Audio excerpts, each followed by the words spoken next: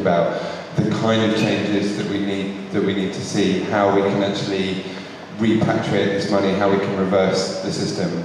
I mean, as you know from our previous conversations, something like a kind of giant Green New Deal has to be part of it for all sorts of reasons, but that's the question.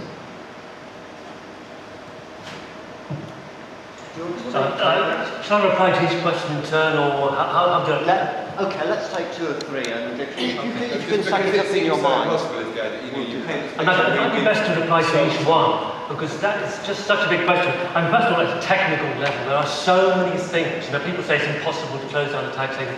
Actually, one of the fascinating, sad things, for those of us who are old enough to remember UNCTAD's glory days, the United Nations Conference on Trade and Development, in its glory days, there was an economist there called Raul Prebisch. Have any of you heard of Raul Prebisch? An Argentinian economist. He was focusing on these things. UNCTAD was discussing all of these things. How can we make corporates more accountable? How can we control this offshore economy? These things were being discussed in the 1970s. In the late 1970s, I was part of a team within Oxfam that was trying to take this on. It was all knocked off the thing by very, very aggressive strategies by the British government and the United States government.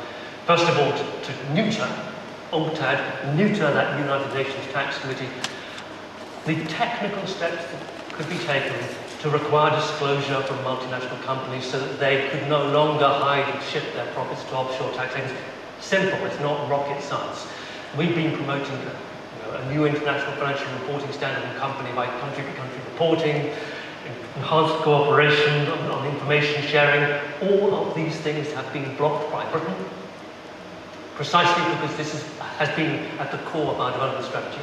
This is extraordinarily lucrative fee-earning activity for British lawyers who create the trusts in the offshore companies, for British banks, think Standard Chartered, think HSBC, think Barclays, think of all the other Lloyds, all of which in the period of decolonisation left behind them, like some kind of cancer in the developing countries, our former colonies, left behind their retail and commercial activities.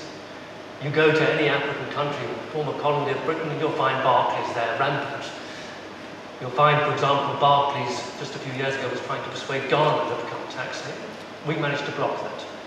There's a lot that we can do at a technical level, but I think what we need to do is to win this political battle, to expose Britain's extraordinarily toxic role in blocking every attempt to strengthen international cooperation. We need to expose the City of London's extraordinary lobbying efforts in Brussels, for example, to neuter this European Savings Tax Directive, which is Europe's attempt to roll back tax havens through improved cooperation on information sharing. And guess which country has been blocking this for years?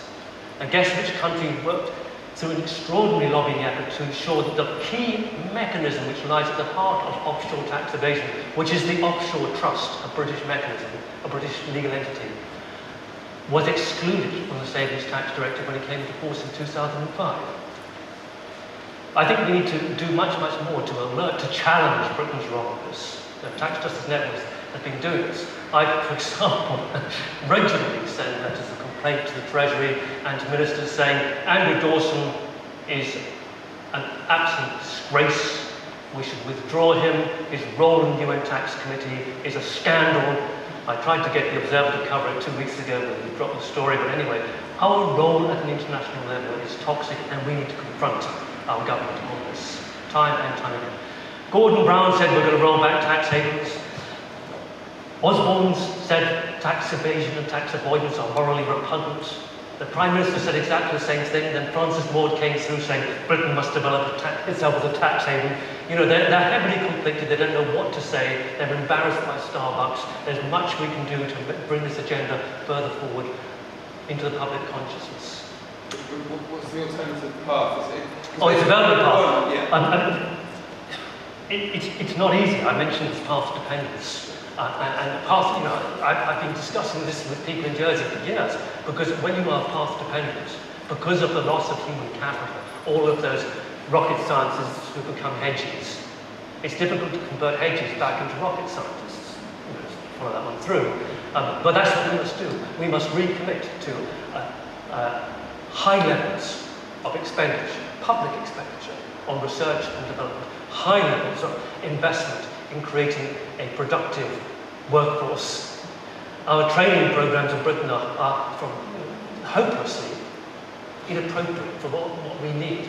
Any young person who's going to try to get an apprenticeship knows quite how bad it is, how bad the training in this country is. We need to reinvest in human capital. So, and Tony Blair came in on a wave of education, and I think that it does matter. The trouble with Tony Blair is that when he came to the City of London, he actually played out capitulation. That was his real strategy. Right, we're about 10 minutes behind.